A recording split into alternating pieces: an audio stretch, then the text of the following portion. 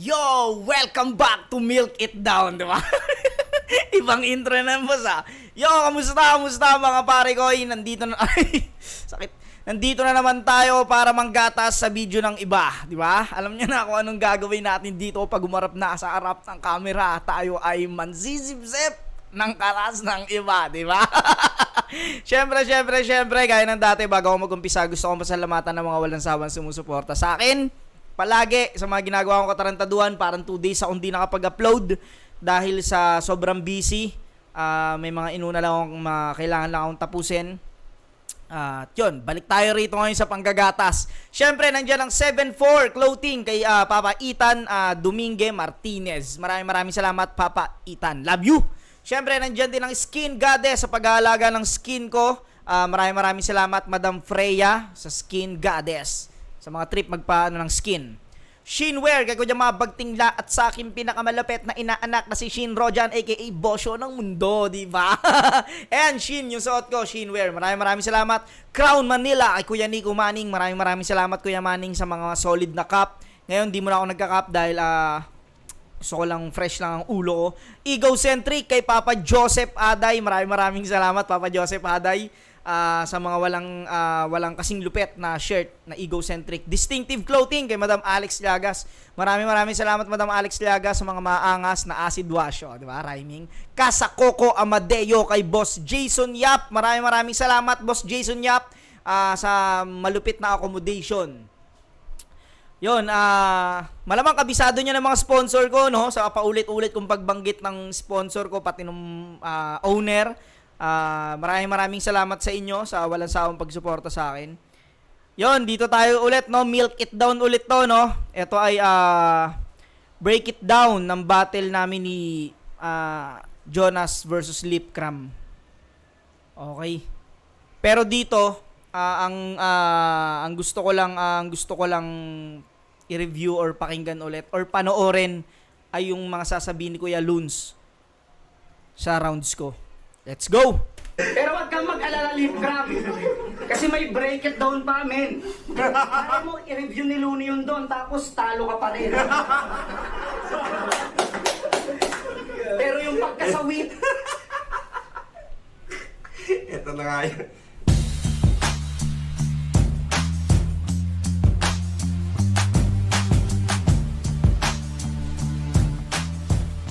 Welcome back to Break It Down. At ngayong araw na to, ang papanoorin natin na laban ay mula sa Universikulo 9, parte ito ng Isa Buhay 2020 tournament.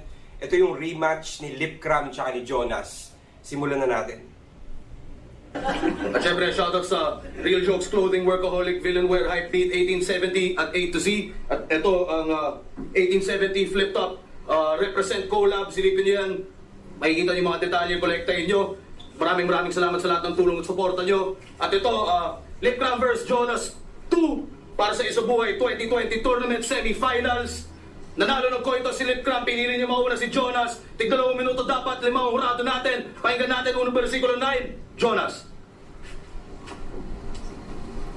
Nga pala, no, gusto ko lang sabihin sa inyo na marami kasi nagsasabi na parang binigay ko raw tong battle na to.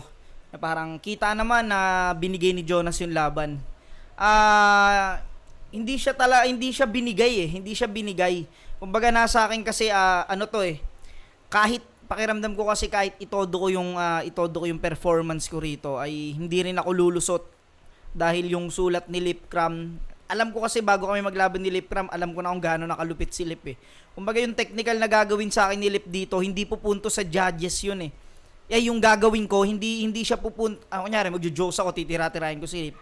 Nakakatawa, pero mas mabigat kasi yung baon lagi ni Lip, lalo na't Isa Buhay. Alam mo yun, parang alam ko nang ganun yung mangyayari, kaya ang naisip ko talaga ay gawin na lang yung makakapagpasaya sa tao at syempre, makapagpasaya sa akin. Kumbaga hindi ko na hinahabol dito yung manalo eh. Kasi parang nasa isip ko noon na parang magte-technical ako or sasabayan ko si Lip sa pagiging sa mga malakasang sulat hindi na ako yun. Kumbaga hindi ko na yun gusto. Kumbaga hindi ko na trip yung gagawin ko para lang manalo. Ngayon, ang naisip ko na parang puta, gagawin ko na lang masaya tong battle na to na matalo man ako, alam ko nang matatalo ako, pero puta, nagawa ko yung dapat kong gawin. Kaya yung mga nagsasabi na binigay ko to, hindi, para kay Lipcram talaga yung panalo na to at bago pa kami maglaban, nakaset na sa utak ko na hindi ako mananalo at yun, ginawa ko na lang yung dapat kong gawin. Yun lang sa mga nagsasabi. Game! Game! Payak mo na.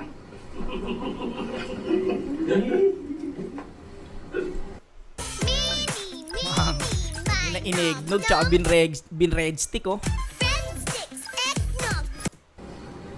Kamusta? Sobrang tagal na nung huli tayo nag-banding. Halos di na ako nakakasama pag may lakad kayong outing. Alam ko, di mo ako na-miss. Kasi nagka-misunderstanding. Tsaka lumamig ka na rin naman sa akin mula nung dumating si Depress 13. Game!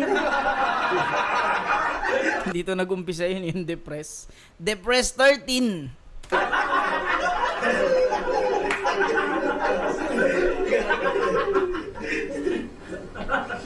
Nung una, okay lang. Wala akong selos Baklang-bakla eh. na nararamdaman. Kahit nga magkahawak kamay kayong naglalakad sa daan. Sabi ko, tropa yan. Di ako kayang iwan. Kaso, sobrang mahal kita. Kaya labis ako nasaktan. Dumating ang mga araw. Tayo ay nagkasubukan. Nung nahuli ko kayo sa akto, nagsusubuan.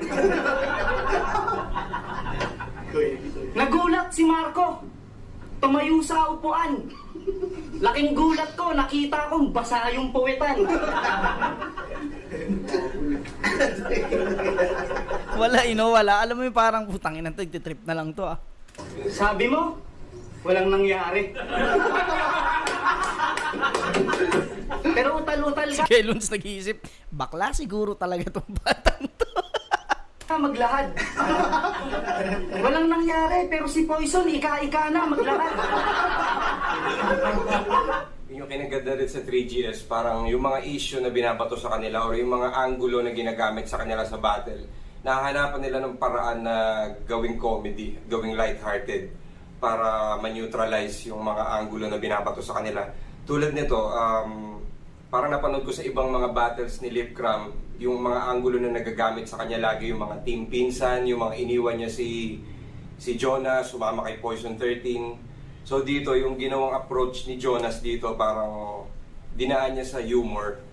Pero in a way, parang ina-address niya na rin yung mga issues na yun para hindi na magamit ulit sa kahit sa kanino man sa kanila.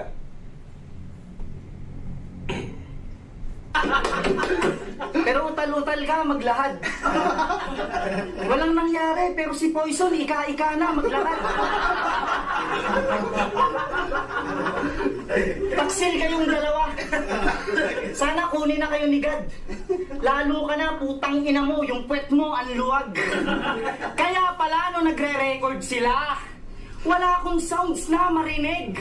Biglang lumabas si Poison sa studio, may chikinini sa leeg. Yung chikinini, ang laki.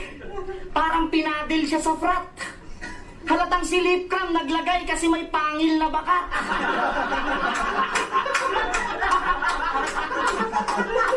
Ano, Lip? Siya na ba umihimas ng likod mo pag nasusuka ka sa inuman? Banding ah. Pag inaanto ka sa van, hita na ba ni Poison ang yuhunan? Pag magkaaway kayo ni Ate Cams, siya na ba ang iyong sumbungan? Please, mine. Kailangan ko ng kasagutan. Oo, nasira ang relasyon natin nung dumating siya sa pangkat. Ano bang nilamang ni Poison? Parehas lang kaming pandak. Pero hindi kita masisisi kung ba't inibig mo siya pagkat nahulog loob mo sa may anxiety kasi meron kang panic attack. Oo, may panic attack to. At isa ako sa nakasaksi pare. Grabe, pag umatake, bigla-bigla siya ng bababae.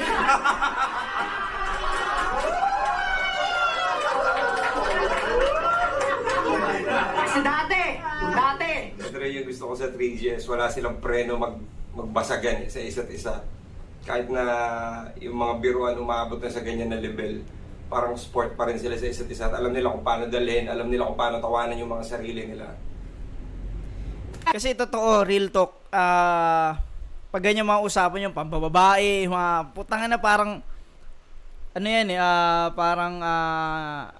minsan may isip na ng tao, totoo, tapos dinadaan na lang sa jokes. Kumbaga yun din yung maganda eh. Kumbaga sa amin, pag nagbabattle kami 3GS, kahit sabihin mong parang seryoso na, pero pa jokes namin sinasabi, walang nagkakainitan sa amin. kasi ng bababae.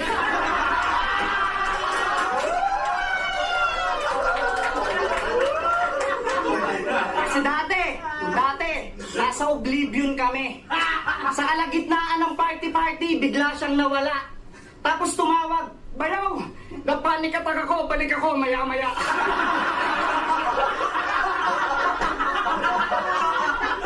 Gago, di ba? Kaya mag-ingat-ingat ka sa mga linya mong bibitawan. Wala akong bars na dala pero marami akong isyong iiwanan.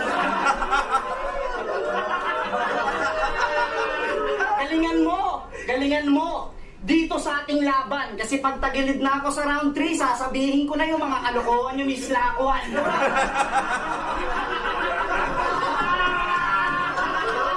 At last, bago magwakas, kahit mamatay ka, di kita makakalimutan pare.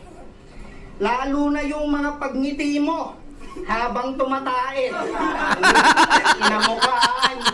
Ina mo, eto, marami. Kababuhin.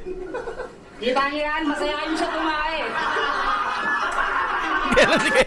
Hindi alam ni Kelons ano magiging reaction niya eh. Putang ina. Kaya siya tumae, happy. Huwag natin. Isa-isa lang. Marami pa yan, mamaya round 2, maghintay kayo. Marami pa yan, di tayo maubusan yan.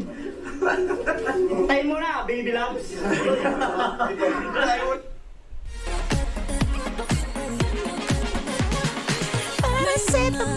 Paracetamol, pantokmol. Kumanta. Paracetamol, pantokmol. Okay yung round 1 ni Jonas. Light-hearted approach.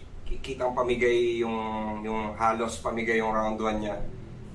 Yun, naglaro sila sa mga inside jokes nila sa loob ng grupo, yung team pinsan, yung pag-iwan kay Jonas para kay Poison 13.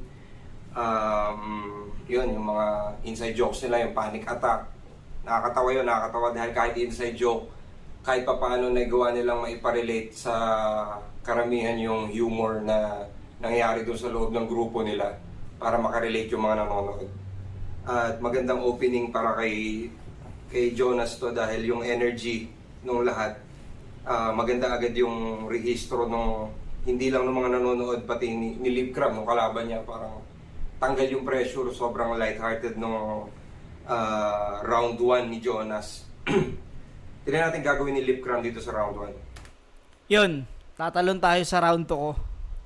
Dito ang gusto ko lang mapakinggan at mapanood yung reaction ni Kuya Luns. Channel ko to eh, ba? Hindi gusto ni Undo. Kung gusto mo, review mo rin tong battle natin sa channel mo. Ba? Oo. Dito tayo ngayon. Round 2. Tangina ka. Dito sa channel ko, wala kang bawi dito. Ha? Ako lang ang makakaano rito. Tignan natin yung round 2. Tama na, Jonas, balikan natin!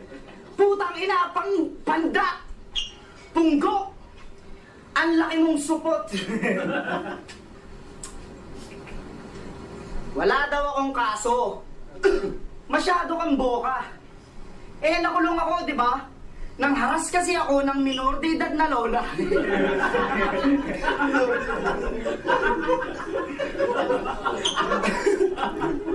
Maluwag daw, hita ni Ari. Yung sinabi mo, masakit. Di baling maluwag yung hita, bawi naman sa sikip ng puwet. Baklang puta. Tinitira pa, betlog ni Ari. Nagsiselos nga to. Nilimliman mo nga itlog ni Poison, nagselos ba ako? Si Kairam, tinalo ni Unico. Si Wale Ace, tinalo ni JD. Si Poison, tinalo ni Tipsy D. Isa lang ang napansin ko sa mga nangyari. Lahat ng dumidikit sa undo, di na rin nagbubuhos ng tae. Bakit? Naranasan mo na bang magtunas ng sarili mong puwit? Nagyayabang ka sa amin, sus, palit ka lang ng brief. Paano ko nasabi?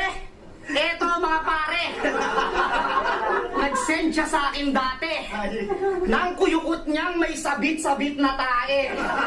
Eto, yan. Di ba reaction ni Kelons? Gumanon. Hindi niya kaya eh. Hindi mo kaya to. Iba tong ipapakita ko, di ba? Eto, yan. Kita nyo yan. Yan! Yan ang ano, yun ang kilatisin mo, Kuya Luns. Yan ang kilatisin mo, ha? Ito, didiscuss ko lang. Ito yung ilalim ng betlog niya. Tapos ito yung... Hindi ko alam kung na-monetize ni Arik.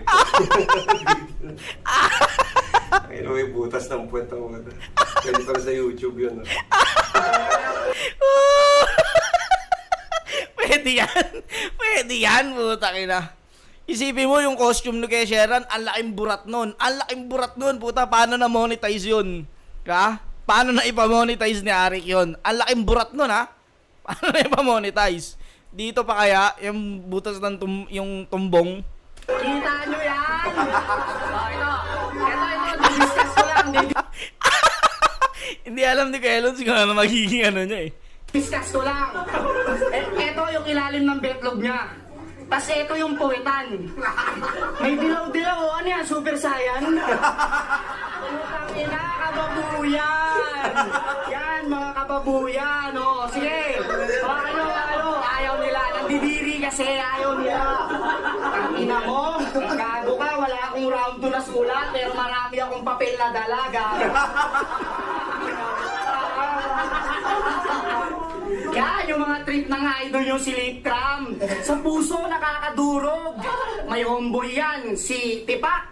Kilala niyo si Tipak. Sobrang balasubas, inutupan niya, natutulog. Putang ina, ayan o, ha? O, kita nyo? Sige, putang ina. Ganyan kababoy si Undo. Naninira ng mundo, ha? Putang ina.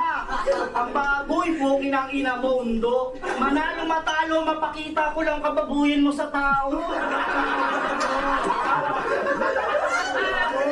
Marami pa to, gago ka. Siyempre, idol nyo na. Ang ino, binabagalan yung salita para mag-stretch. Iniisip ko yung sabi, marami pa itong gago ka. Galing din eh, kasi yung pag-stretch niya, hindi niya hinahayaan magka-dead air eh. Ako lang kababuyin mo sa tao.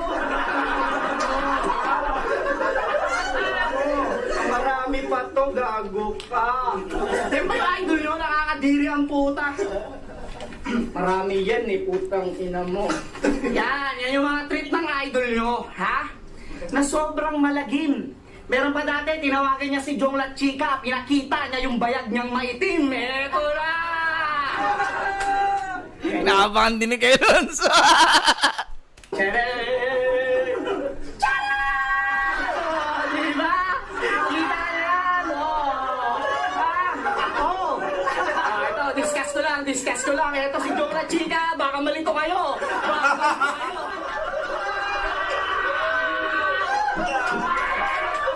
Tangin ng mga tao dyan, nung battle namin na yan, putang ina, nabaliw mga tao dyan sa loob ng barracks, naulol sila dyan.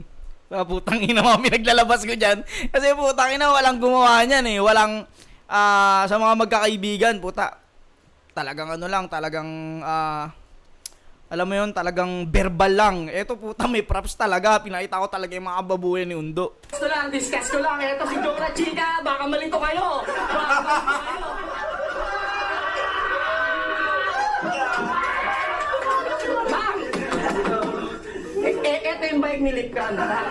Kita, blurred mo na lang, Ari, kasi baka hindi tayo ma-AdSense, ha? Yung boxer niyang butas, di ba kadiri? Pinapakita niyo yung bayag niya, putang ina, parang kuwek-kuwek. Parang fishbowl na hindi pa luto, ang dumi. Putang ina mo. Ha? Okay lang, sige Ari, kahit di ako manalo, putang ina mo ka pare. Ha? Pero kahit anong mangyari, di ko pa rin malilimutan yung mga ngiti mo habang tumatay. Ang dami talaga. Oo, nang inang dami. Ano kaya? Miss na miss ko na yan, miss na miss ko na yan. Grabe oh, di ba? Kung ikaw, kung fan ka ng flip top, di mo idolin yung mga ganito, di ba? Kasi ano yan eh, parang bad influence yan eh. Di ba? Tatay ka, kung normal kang tao, tatay ka ng solo. Hindi mo ipapakita sa ibang tao, di ba? Kasi ang tayo natin, hindi yan lumalabas, may ibang nakakakita. Pero siya, putang ina, maligaya. O, round mo na. Uy, lucky may Pang, pansit kanton. unang ino mo. Pinansit Kakain na oh. yan. Pinansit ka Sa yan ah. happiness. May pansit ka na ah. May kanton ka ba? Diba? May isang ads pa yata ah. When you listen to your skin, it shows. Lacticid Odor Fresh with Lactobiome Plus. Okay, yung round 2 ni Jonas. Yung material niya dito talaga parang pang exhibition lang eh. Yung level parang pang promo, patawa, entertainment.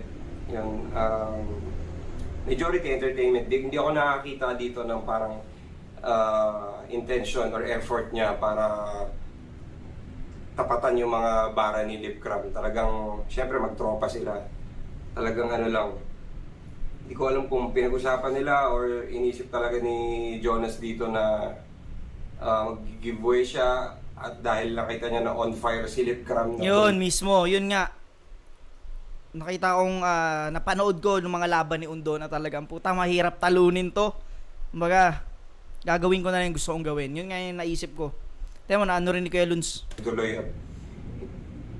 Tingin ko rin naman na sa panahon na to, ramdam niya yung momentum ni Lipcram dito at naisipan na lang niya na kung magbabattle kami, gagawa na lang ako ng material na parang maganda pa rin panoorin yung battle namin, hindi na siguro parang competitive dahil hindi ako nakakita ng yun nga ganong vibe dito kay Jonas.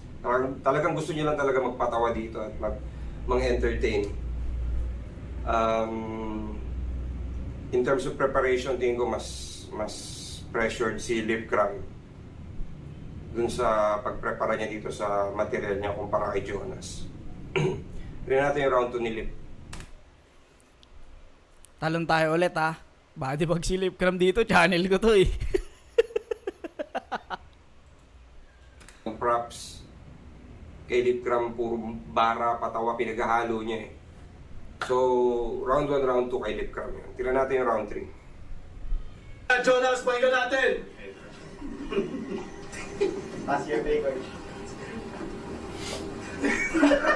Natulala na lang sa nangyari. Ang ina mo, gagong puta. Ang chart na lang. Sige, hindi ko na sila tatambulan.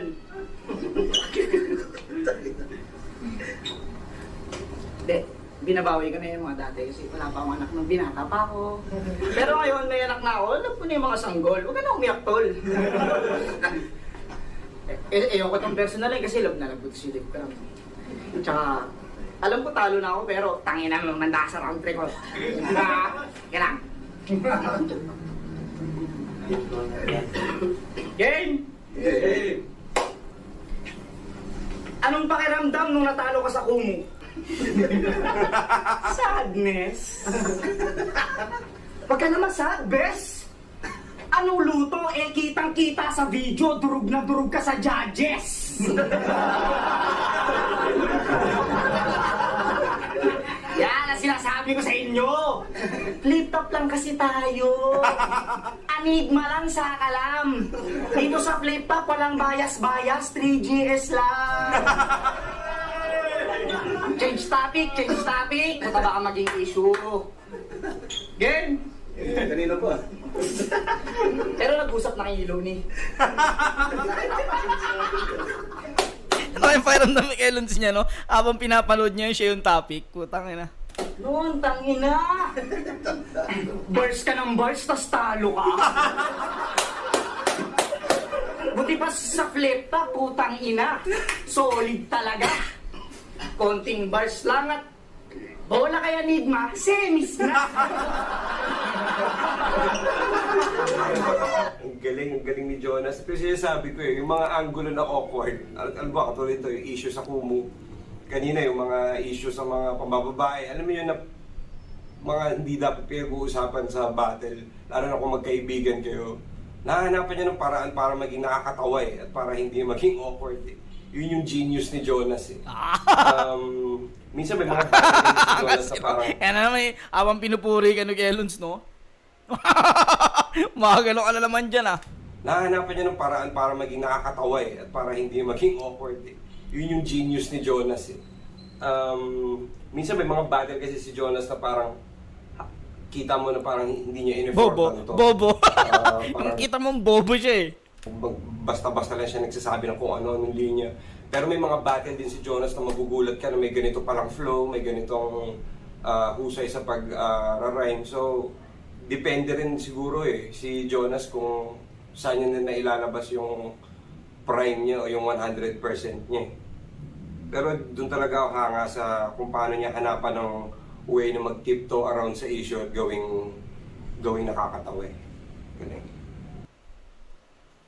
Oy, sayote lang? Oy, garing-gari. Mamacita's oyster sauce. Oy, unique. Oy, sulit. Oy. Solid talaga. Konting burst lang at bola kaya Nigma, semis na.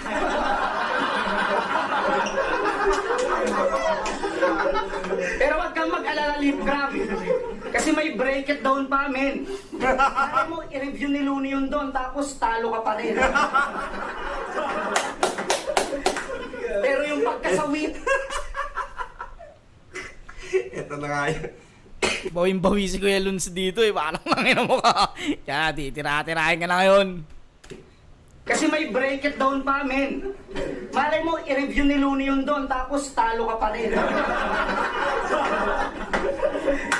Pero yung pagkasawi mo kay Zaki ay sakto kung susumahin. Kasi niluto ka sa Kumu para ipakain lang sa akin. Pero bago yon, ipapaalala ko muna sa'yo kung gaano kasakit yung ginawang pagtalo sa'yo ni Zakilep. Diba ganito yon, ang kulit. Sasabunin ko tong pusi na to, laktasin. Tangina sa lahat ng mga nag-mock sa style ni Zaki na slant rhyme. Para sa akin, pinakamabenta talaga yung kay Jonas. Hindi ko alam dahil kung siya lang yung nauna. Kasi siya yung nauna ko na nakita ko nag-mock nung slant rhyme Ginawa rin. Alam ko ako nauna Kasi, yun nga, kasi fresh pa nung pagkatapos nung laban ni Lipcram sa Sunugan. Tapos biglang laban namin. Ako yung pangalawang nakalaban niya. Ako yung sumunod niyang nakalaban. Tsaka puta, ano yun? Parang naisip ko agad yun. Kung bakit ko naisip i-mock yung style ni Zaki.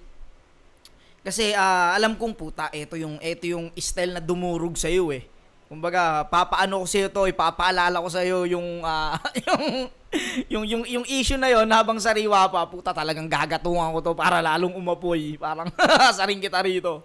Yun kaya ako siya naisip nun. Mabenta talaga yung kay Jonas. Hindi ko alam dahil kung siya lang yung nauna. Kasi siya yung nauna ko na nakita ko nag-mock nung slant rhyme Ginawa rin kasi ni Pistolero. Ayun, sumunod si Pistol. Sumunod si Harlem. Hindi ko alam kung ginawa ni Lipcram. Basta alam ko marami sa kanila nag-ano nito baka ginawa rin ni Lipcram, hindi ko lang maalala. Basta si Pistolero ginawa rin yun. Pero yung pinaka-effective talaga yung si Jonas yung gumawa yung mga pinili niya na words at saka kung paano niya dineliver, sobrang nakakatawa talaga eh. Sobrang effortless yung humor eh. Ang kulit! Sasabunin ko tong pusi na to! Lactacid!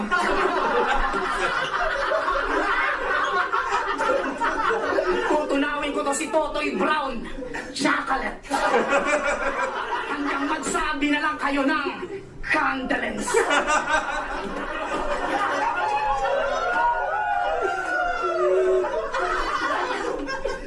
Hihiwain ko tong malansa gamit swordfish! Manlolok! Swordfish! Kahit di mo pa alam yung rhyme, nakakatawa na yung, yung delivery niya eh. Kahit di mo pa alam kung saan niya i-prepare yung word na yun eh. Hihiwain ko tong malansa gamit swordfish! Manloloko ng asawa, Paulo Conte!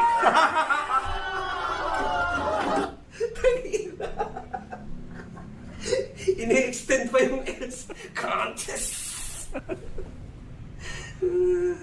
Lansa gamit swordfish!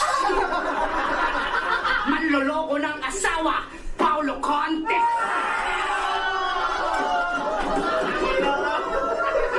Slant rhyme, slant rhyme. Pwede yan, pwede. Ay, ayun yung tumalo sa kanya eh, slant rhyme. Change topic. Pag-usapan naman natin yung pagpapasulat mo kay Makmak. Diba nung 2-on-2, ikaw ay kanyang sinaksak? Nagmukha kang si Akagi na mahina sapagkat kailangan pampasahan to ng henyo para lang makadakdak. Taas pa naman ang tingin ko sa'yo. Sabi ko, lakas mo. Yung pala kaya gumaling sa technical kasi may direktor na Castro. Alam ko, di nyo gets. Di nyo knows. Eric Castro ng PBA, tsaka Sur Castro ng Box and Dose. Anyway. Kasi nung round 2 nyo kay Krega, punyeta. Mac lang to ng Mac. Walang creativity, mga linya. Putak lang ng putak. Kaya anong nag-improve Lipcram? Di nga nagbago yung sapak. Kasi hanggang ngayon ay umaasa ka sa Mac. Pero ngayon, hindi na. Dun na siya kay Marco. Sila na yung mag-best friend tapos tinabla na ako. Naging solid kayo ng 13. At isa lang napansin ko. Lumakas yung Duranong Lip kasi nagkalabing 3. Oh!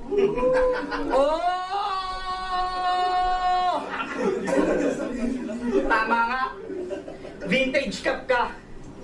Kasi tumaas na rin ang value. Oo nga, tama. Vintage cup ka. Kaso ang dami mo ng issue. Pero ba? Dapat may react yun eh. Kasi ano yung vintage cup. Kanina nga yung vintage cup, may yun eh, di ba? May react. Skin wala. Pakinabayas ang puno.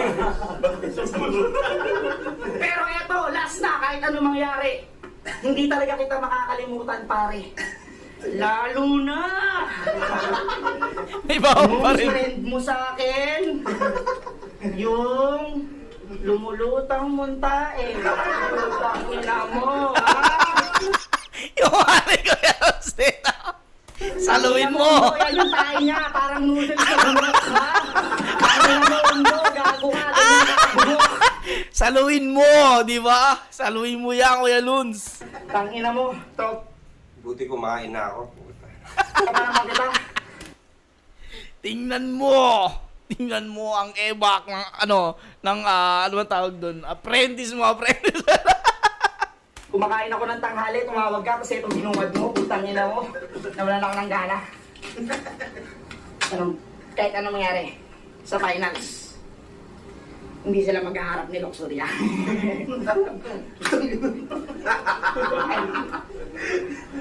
Uling balat! Okay, yung round 3 ni Jonas. Tingin ko yung pinakamalakas niya na round. Pinaka-structured, pinaka-pinag-isipan. Meron pa siyang mga wordplay doon na seryoso, maliban doon sa mga patawa niya, yung mga bumigat yung dura dahil nagka-labing 3, yung kay Poison 13. Sinimulan niya ng patawa, sobrang nakakatawa. Ito yung peak no humor niya dito sa battle na to, itong round 3. Sobrang nakakatawa yung mga laro niya sa accent. Ito yung pinakamalakas niya na round. Yun, gusto ko lang parang nung unang pinanood ko kasi to, parang hindi ko masyadong ninamnam eh. Kasi, kumbaga yun nga, putang ina, ang lakas ni Lipcram dito. Eto parang, ano ko na siya namnamin eh. Ang gusto ko yun, dapat ano mo yan, pantingnan mo, di ba? Yun, hanggang dito na pare ko, hanggang sa muli. Peace out.